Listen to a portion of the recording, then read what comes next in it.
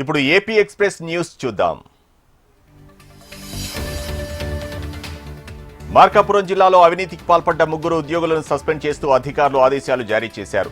అర్ధవీడు మండలంలో విధులు నిర్వహిస్తున్న 2 టెక్నికల్ అసిస్టెంట్లతో పాటు ఒక ఈసీ మొక్కలు లేకుండానే బిల్లులు రాశారని లోకాయుక్తకు ఫిర్యాదు అందింది. అధికారులు విచారణ చేపట్టడంతో భారీ అవినీతి బయటపడడంతో వారిని సస్పెండ్ చేశారు. అవినీతికి పాల్పడిన సొమ్మును వారం రోజుల్లో సంబంధిత ఖాతాకు మళ్లించాలని అధికారులు ఆదేశాలు జారీ చేశారు. నల్గొండ జిల్లా హాలియాలో రోడ్డు ప్రమాదాల నివారణకు అలైవ్ అంటూ పోలీసులు అవగాహన కార్యక్రమం నిర్వహించారు. రోడ్డు ప్రమాదాల నివారణకు తీసుకోవాల్సిన చర్యలపై వాహనదారులకు అవగాహన కల్పించారు. కార్యక్రమానికి వచ్చిన ప్రతి ఒక్కరికి ఉచిత కంటి పరీక్ష నిర్వహించి వైద్య సేవలు అందించారు. ప్రతి ఒక్కరూ భద్రంగా ప్రయాణం చేసి తిరిగి జాగ్రత్తగా ఇంటికి చేరుకోవాలని జిల్లా ఎస్పీ పిలుపునిచ్చారు.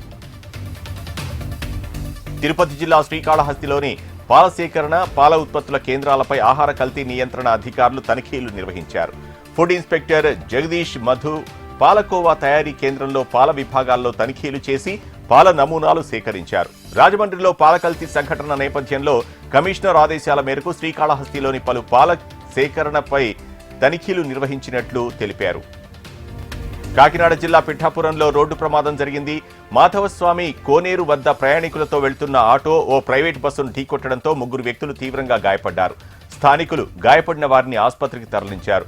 వరలక్ష్మి అనే మహిళ పరిస్థితి విషమంగా ఉన్నట్లు వైద్యులు తెలిపారు. ఆటో వేగంగా రావడం వల్లే ప్రమాదం జరిగిందని స్థానికులు తెలిపారు. ఘటనపై పోలీసులు కేసు నమోదు చేసి దర్యాప్తు చేపట్టారు.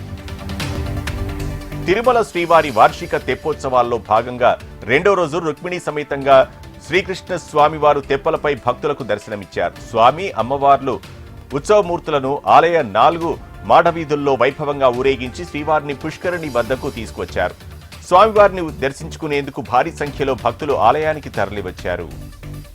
ఏలూరు జిల్లా జంగారెడ్డిగూడెంలోని మద్ది ఆంజనేయ స్వామిని ఎంపీ పుట్టా మహేష్ దర్శించుకుని ప్రత్యేక పూజలు నిర్వహించారు. కోయలగూడెం మండలంలో నిర్మించే నేవీ ఆయుధ డిపో వల్ల ప్రాంతం ఎంతో అభివృద్ధి చెందుతుందని, ఉపాధి అవకాశాలు పెరుగుతాయని ఆయన తెలిపారు.